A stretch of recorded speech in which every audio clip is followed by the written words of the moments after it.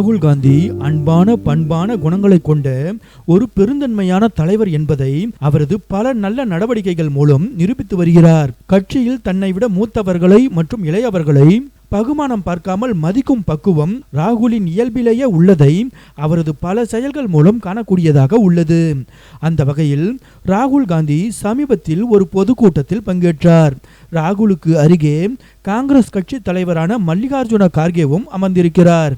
அப்போது தாகம் காரணமாக தண்ணீர் குடிக்க தனக்கு எதிரே இருந்த வாட்டர் பாட்டிலை எடுக்கிறார் கார்கே.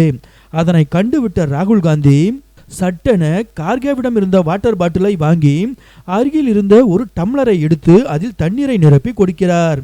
முதியவரான கார்கே கனமான வாட்டர் பாட்டிலை திறந்து குடிக்க சிரமப்பட வேண்டாம் என்பதற்காக பகுமானம் பார்க்காமல் அவருக்கு பணிவிடை செய்த ராகுல் காந்தியின் இந்த செயல் பலரது மனங்களையும் கவர்ந்து வருகிறது.